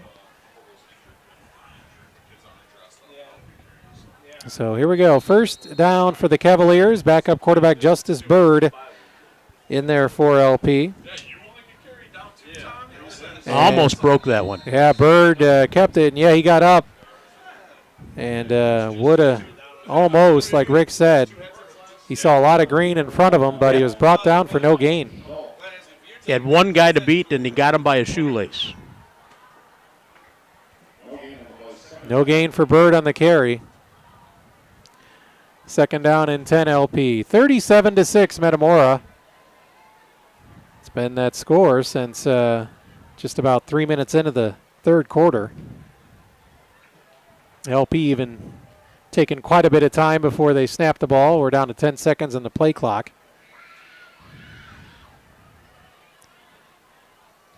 And Bird is going to hand it off. That was Vogel, the backup running back, or actually Walter Hagee, number 7, with his first carry of the night. Lost some yard, maybe a yard on the play. Went off left tackle, and a couple Redbirds hit him in the backfield. Hagee and Vogel, number 5 and 7, are your junior backs. They'll probably get a lot of the carries for the rest of the night here. Would think Brady Romanoli's night is over. Unfortunately for Brady, it never really got going. He had, one decent run, and that was about it. Metamora took him out. Yeah, he had a 14-yard run near the end of the first half, and that was pretty much it. 4 receivers for LP. Bird, again, has trouble with the snap. Justice rolling right, going to take off and run and get out past the 15-yard line. Pretty much back to the line of scrimmage. The original line of scrimmage, right? So give him a couple on that carry. And the Cavaliers will quickly punt it right back to Metamora. And as you can imagine, folks heading for the exits. A lot of them have already. Well, let's just kind of flush this one, as they say. And get ready for next week. Woodstock North will come to town next week. Team that the Cavaliers had to rally late and beat last year on the road. And there's the punt by Adams. Gets another friendly bounce and is going to get quite a bit of yardage again. It'll settle at the Metamora 34-yard line. 48-yard punt. He's had a good night punting the ball. Is that Seth Adams? Yes, he has. Unfortunately, he's had to do it quite often. Yes. 37-6, Metamora with the big lead over the Cavaliers. He's averaging about 44 yards a punt tonight. He'll take that. He would take that in the next level for punters to average 44 yards. He may be the player of the game.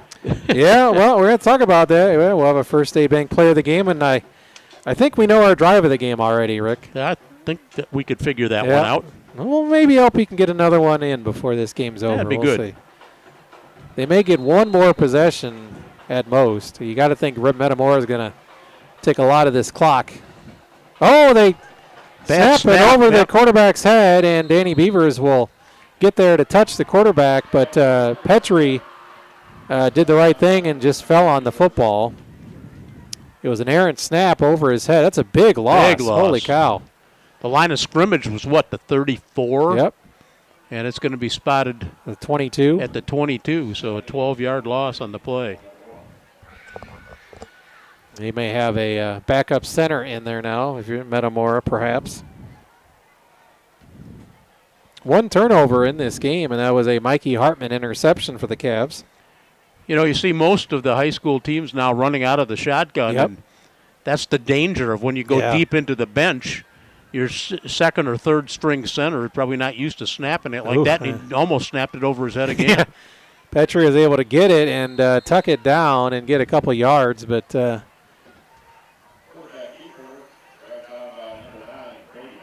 Backus will get credit for the tackle for LP as Petrie was able to corral that snap and at least get back to the line of scrimmage. That's about a yard and maybe. Yeah. So 3rd down and a long way. 44-yard line is where Metamora needs to get, and they're at the 22, almost 23. But the biggest thing right now is just the clock. Going to be just under 6.5 minutes to play when they decide to snap this ball. And I would guess they will run it again, deep in their own end. Yeah, I never know. Going to delay a game right there. Yep. Oh, they call a timeout to avoid the penalty. Okay. Let's check on, we'll see if we can get a Metamora or Princeton Morrison update. Princeton was going to have one more shot at it. Princeton takes the lead 21-19. Noah Laporte, guess who, using his 6'6" height to make a touchdown catch with 45 seconds left. Princeton 21-19 over Morrison. That's an instant classic already, that game, back and forth between those two teams. 8 seconds left. Morrison now inside the 10-yard line after a 46-yard completion. Holy cow. That's one. Wow. Whoever gets the ball last going to win that one or what? So it might come down to one final play between Morrison and Princeton. Well, Princeton, last year they really weren't even challenged until the playoffs. So exactly. They're challenged in week 2 this season. And that game is at Princeton, too. So we're back in action here. 3rd and 21 for Metamora, and they will hand it off. And nice tackle in the backfield for LP, bringing the ball carrier down almost immediately. Waiting to see him get up. That was number 58 for the Cavs, Aiden Anderson.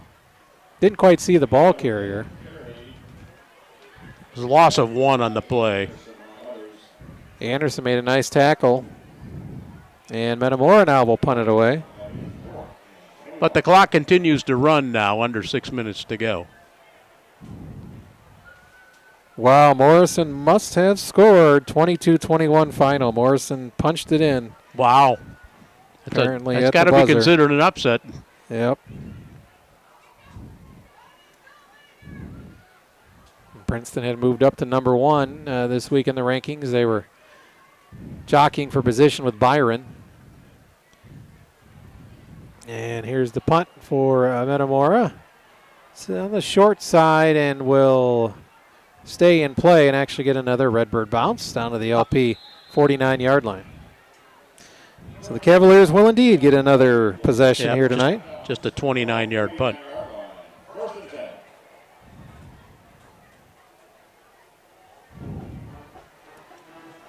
So it's been Justice Bird at quarterback for last few drives for the Cavaliers. As both offenses have not done much for a while. Seen more of the punters than anything in the last part of this football game. Just past 9:30. Last week's game was a long one with the heat and extra timeouts. So Cavalier fans will definitely get home a lot earlier tonight than they did last Friday night. You had a nice drive after that long game, didn't you? The most unfortunate part of the night. There's a nice run off right tackle. He's down to the 40-yard line for the Cavaliers. That was Hagee. Walter Hagee burst through the line and got a first down carry. But, the worst part about that, Rick, was I was wanting Whitey's ice cream on the way out of town, but it was well past closing time for Whitey's. Oh, man. So I didn't get my Whitey's in the Didn't Quad get Cities. your Whitey's fix. No. It was great to go and travel and see the Cavaliers get a win, but I would have loved to cap it off with a Whitey's malt, but not to be. 1st and 10 for LP after that run by Walter Hagee. Let's see if the Cavaliers can get a scoring drive in the second half. And, flags fly. I think they had probably a false start. Extra Illegal guy motion. in motion there. Yeah. So let him move the Cavaliers back 5 yards. Clock stops, 4:25 to go in this one. Second penalty against LP for 20 yards. Metamora just 1 penalty on the night for 5. Man, yeah, I mean, if you're Metamora's coach, Grebner, there's not much you can really feel bad about tonight. Only 1 penalty on the night, too. Yep, just the 1 turnover on a pass interception. Man, almost, I mean, you got to think almost a perfect game. Pretty close. If you're Metamora.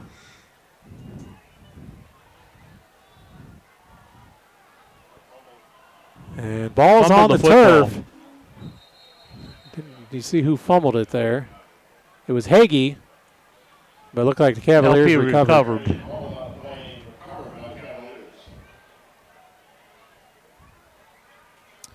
Second fumble recovery of the night for the Cavaliers. That was Hagee again with the carry. So, yeah, Morrison beat Princeton 22-21. Mercer County final 38-13 over St. Bede. Hall got a win. Marquette with a victory. Ottawa well on their way to a win over Streeter.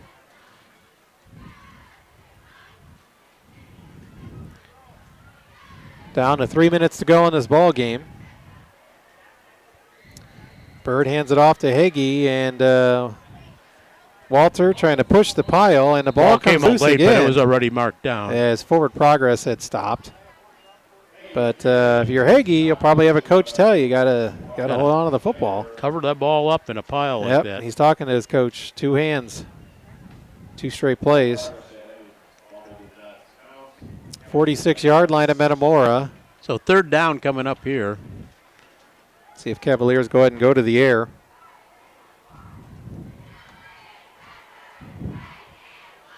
I would think not.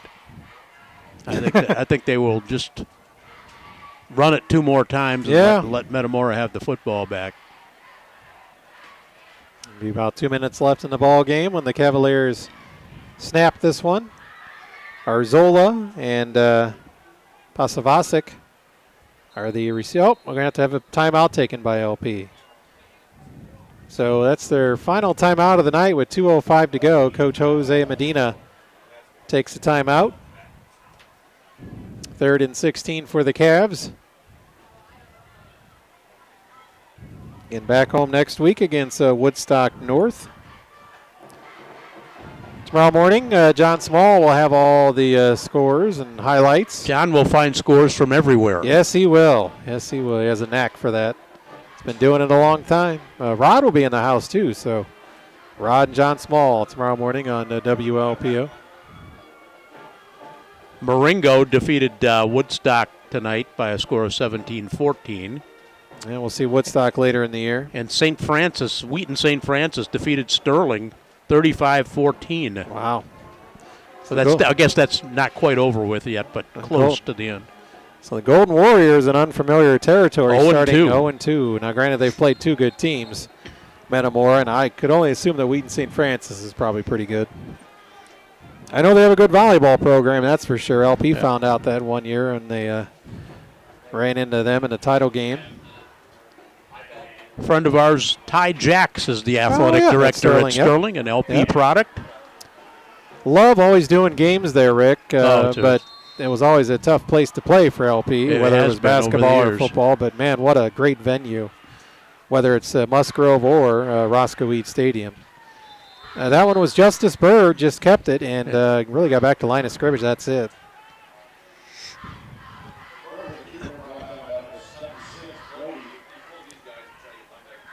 So 4th down, and LP probably going to punt it away. They're late making a decision, and they have no timeouts. I mean, they got plenty of time on the play clock, but maybe they'll go for it. Why not, right? Exactly. Tired of punting. Coach Medina. Seth Adams is already icing his knee down on his right leg. Yeah. The LP band's still going strong. They're still playing. Woodstock North, who LP plays next week, defeats Harvard tonight 48-3. Wow, running clock there. Sandwich with a win, 42-19 over Peatone. Oh, and they will get a delay a game. I had a feeling. So it'll move back 5 yards. Not going to be a factor here. Nope. 4th and 21 now, as more and more fans head for the exits. With just 1:05 to go on the clock.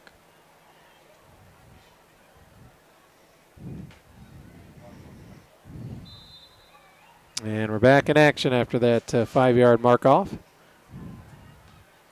High snap again to Bird. He picks it up on the bounce. And Justice will run with it and get back to the line of scrimmage, maybe a yard.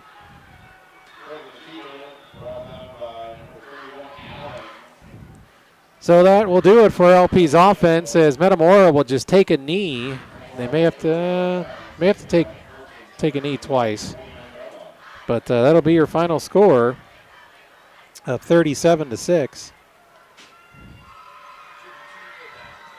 This game was in doubt really, I'd say, at the second half of the second quarter when LP got it to within 16-6, but then Metamora struck right back with a big touchdown and then added another one before the half ended. And built a 30-6 lead over LP. So now we should see the victory formation for Metamora.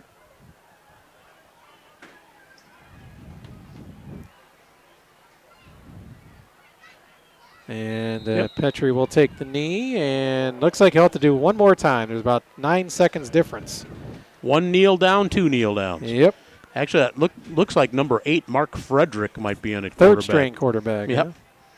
They have a big roster, there's no doubt. They fill up the roster sheet, does Metamora. They have a lot of sophomores included on their roster, which beefs it up even more.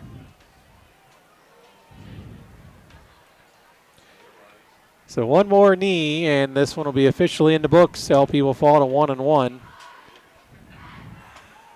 With a Woodstock North team coming to town next week, feeling pretty good about itself with a big win tonight.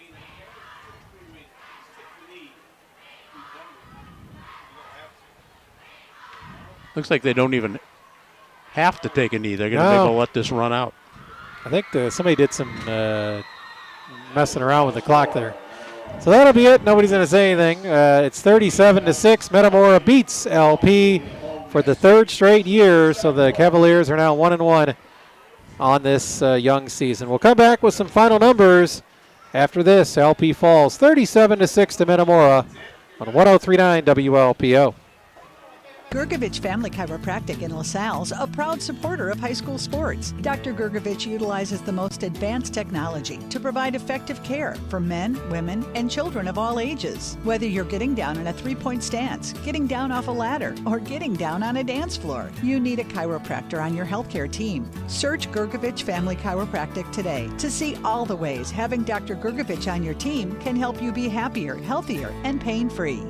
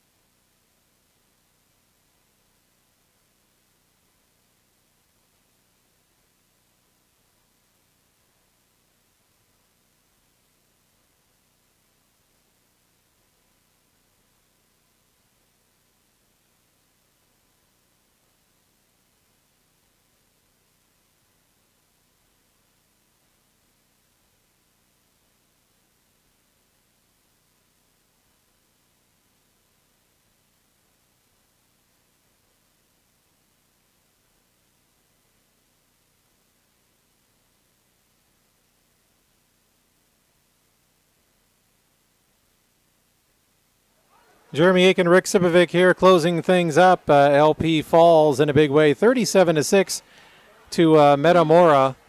The scoring summary, Rhodes with a 1-yard touchdown run for Metamora at 7:34. Then about 6 minutes after that, Rhodes a 23-yard run. Both scores were followed by successful 2-point conversion runs. Metamora led 16-0 after one. LP got on the board at 8:51 of the second quarter. A beautiful pass play from Brennan Boudreau to Mikey Hartman, 19 yards. The PAT failed.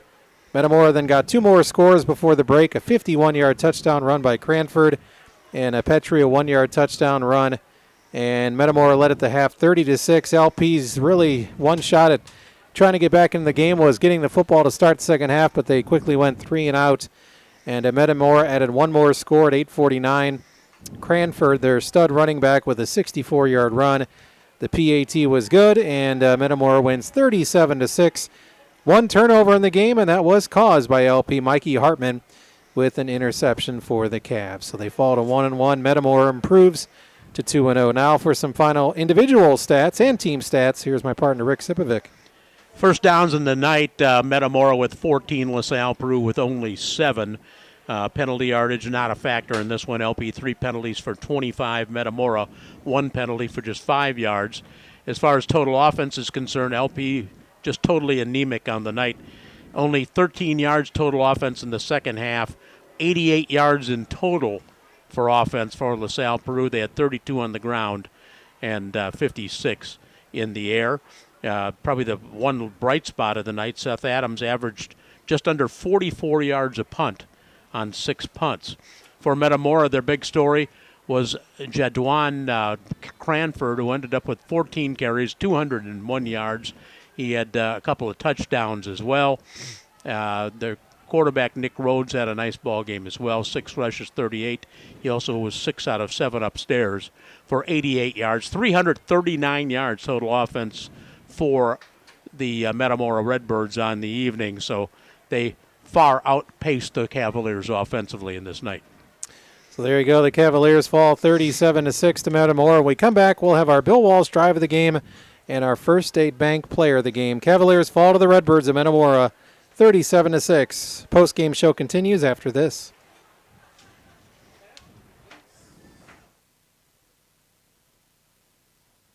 Gergovich Family Chiropractic in LaSalle's a proud supporter of high school sports. Dr. Gergovich utilizes the most advanced technology to provide effective care for men, women, and children of all ages. Whether you're getting down in a 3-point stance, getting down off a ladder, or getting down on a dance floor, you need a chiropractor on your healthcare team. Search Gergovich Family Chiropractic today to see all the ways having Dr. Gergovich on your team can help you be happier, healthier, and pain-free.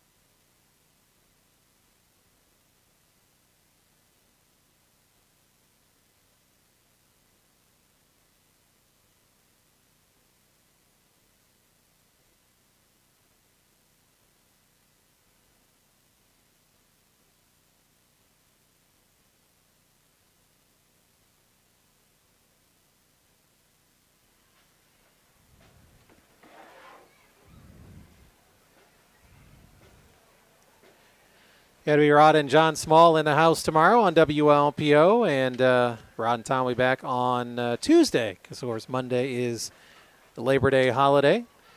LP falls tonight 37-6 to Metamora, and now time for the Bill Walsh drive of the game. Tonight's Drive of the Game is brought to you by the Bill Walsh Automotive Group. Find your next ride without doing any driving at all at billwalsh.com. And Sip, really pretty easy with this one, the one scoring drive for LP. Yeah, it was a 12-play, 59-yarder, 8:58 of the second quarter when Brendan Boudreau went up top to Mikey Hartman for a 19-yard pass. The run for the two-point conversion failed, and LP at that time only trailed by 10. They were right back in it, and that was about the closest they would get on the night. So that is your Bill Walsh Automotive Drive of the Game. First State Bank Player of the Game. They are locally owned, committed to exceptional service and banking products like Zelle and on-the-go mobile banking. To learn more, contact the winning team at First State Bank. And let's go with LP Junior Mikey Hartman. He caught the one touchdown pass from 19 yards, and he caught the one turnover of the night, an interception. That's right. He had the two biggest catches of the night for LP. Yeah, no doubt. One offensively and one defensively. So for that, he deserves to be our player of the game. So congratulations to Mikey Hartman. Want to thank our sponsors of LP Cavalier football tonight and throughout the season. GAF, LaSalle Body and Fender, Town & Country Services, James Hardy, Hometown National Bank, Family Pride Cleaners, Eureka Savings Bank, Edward Jones, Derek Brayton, Financial Plus Credit Union, also Subway, Beck's Oil, The Locker Room, Gergovich Family Chiropractic, Bill Walsh, and First State Bank. We urge you to do business with our fine sponsors of LP Cavalier football. Well, Rick, it's one of those games where you just, I think you'll watch some film, but after you're done watching it probably one time, you burn it, throw it in the garbage, and move on. That's right. You just look at it as a one-off and say, hey, we had a bad night against a good team. Yeah. And that's a deadly combination when you're playing somebody like Metamora. So wish Metamora the best of luck. Hopefully they keep winning games to help LP's overall resume. And the Cavaliers will be back home tomorrow, not tomorrow night, but next Friday night against Woodstock North. We'll take the pregame again, Rick and I, at about 7 o'clock next week. Want to thank Michael McKenna, engineering back at the studios. Want to also thank John Spencer with Starve Rock Media. Want to thank, of course, Mike Sabatini behind the camera on the Starve Rock Media YouTube channel. If you want to go back and watch the game tomorrow, you can do that in high definition anytime. Just follow and subscribe to Starve Rock Media on YouTube. Again, we're back Friday night at home. Cavaliers will look to get back in the win column against Woodstock North. Have a great and safe Labor Day weekend. Partner, we'll see you next Friday. Okay, take care of yourself. Have a good one. You too, Rick. Thank you.